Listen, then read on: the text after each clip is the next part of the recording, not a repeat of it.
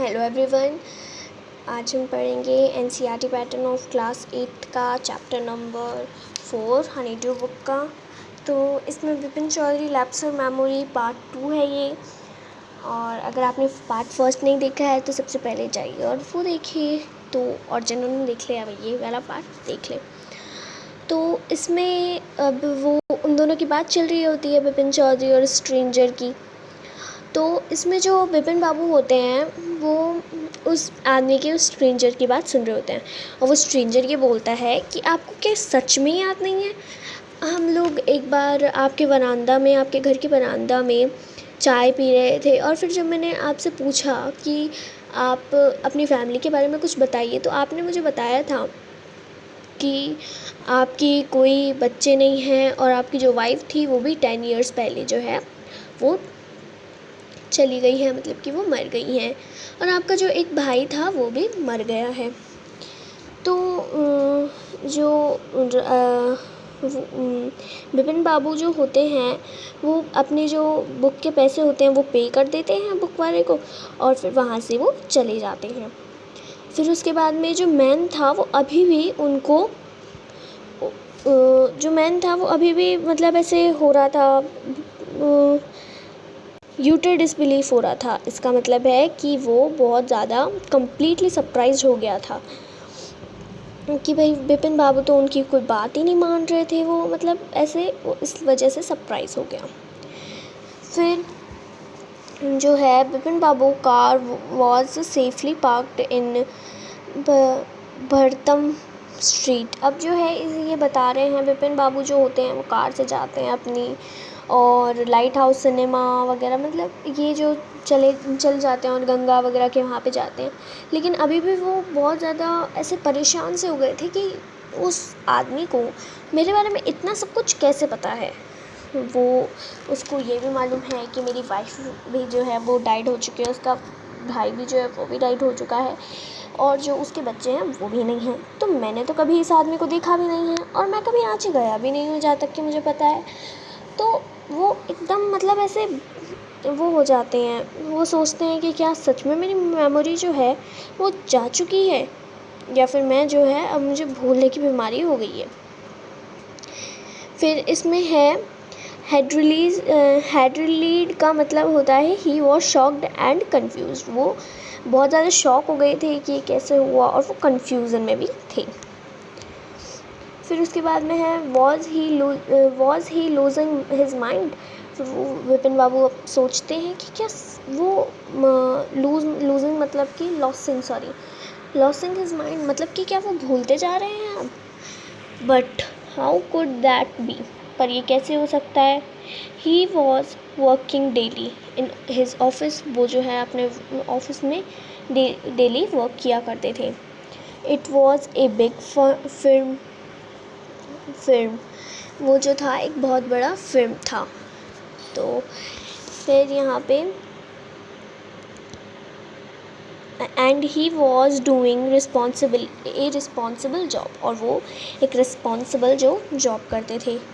He wasn't aware of anything ever going seriously wrong.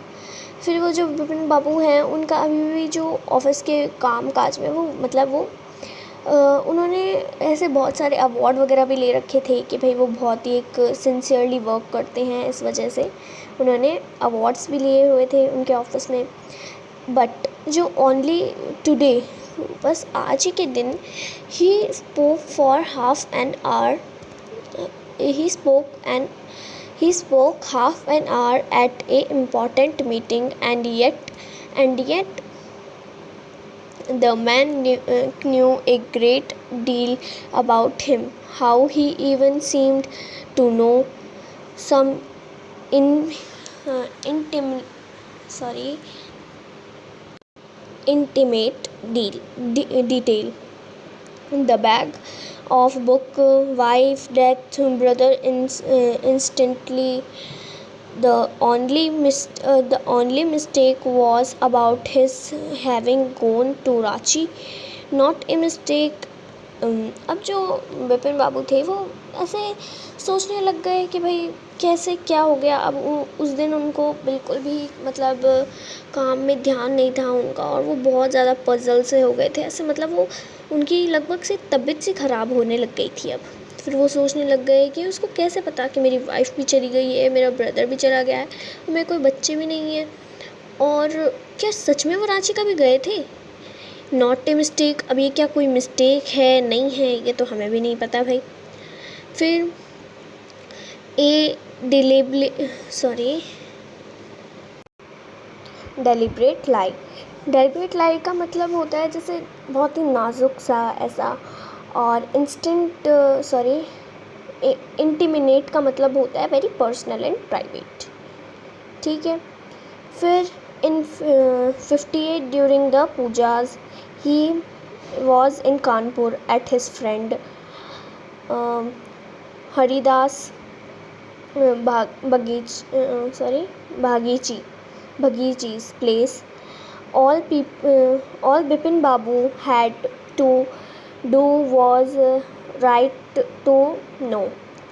There was no way of writing to Haridas. Bipin Babu suddenly remembered that Haridas had left with his wife for Japan some week ago, and he didn't have his address. But here was the need for proof. He himself was aware that he hadn't been to Ranchi, and that was that the river bridge was breaching, and yet a slight discomfort lingered in Bipin Babu's mind. अब जो विपिन बाबू हैं वो ऐसे बोलते हैं कि भाई 58 में मैं तो पूजा में था, और जो कानपुर में थी मेरे फ्रेंड के साथ में था, मैं तो हरिदास के साथ में था, लेकिन अब मैं हरिदास से पूछता हूँ, लेकिन हरिदास तो अभी जापान में है। फिर वो अपनी वाइफ के साथ में जापान में है। फ्रॉम सम वीक अगो, अब कुछ बीत जाते हैं, and he didn't have his address, और उसको उसका एड्रेस भी नहीं पता। विपिन बाबू को उसका एड्रेस भी नहीं पता, हरिदास का एड्रेस नहीं पता उसको। But here was the need for proof. He himself was fully aware that he hadn't been to Ranchi.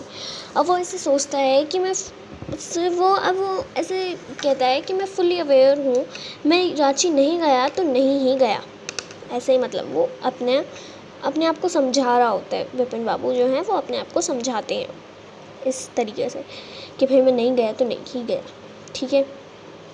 फिर उसके बाद में Bipin Babu decided to roll up his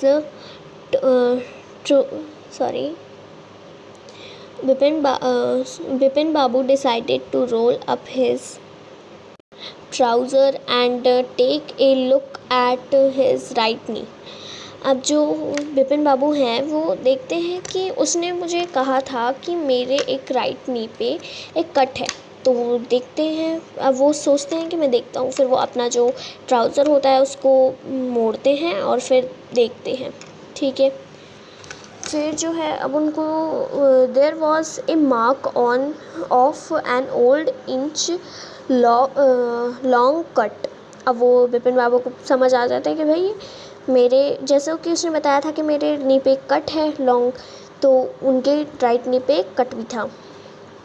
it was impossible to tell when the injury had occurred. फिर वो बोलते हैं कि ये कब हो गया, कब मेरे को ये इंजरी कब हो गई, मुझे समझ ही नहीं आ रहा है। ठीक है। इंजरी का मतलब कि लग जाना, या ऐसे कोई जैसे हमको कोई कट वगैरह लग जाता है तो हम उसको इंजरी कहते हैं। ठीक है। कहीं पे कट वगैरह लग जाना, जल जाना, तो इसको इंजरी कहते हैं। फिर उसके बाद में है had he never had a fall as a body and cut his knee. He tried to recall such an instant but couldn't. फिर वो जो विपिन बाबू होते हैं वो सोचते हैं कब लग गया, फिर वो मतलब ऐसा सोचते रहते हैं। फिर वो रिकॉल करते हैं, ध्यान लगाते हैं कि कब लग गई मुझे, ये कब हो गया मेरे साथ ये इंसिडेंट मतलब ये हादसा। ठीक है, अब जो इसका नेक्स्ट पार्ट है हम अगली वीडियो में देखेंगे। सो बाय।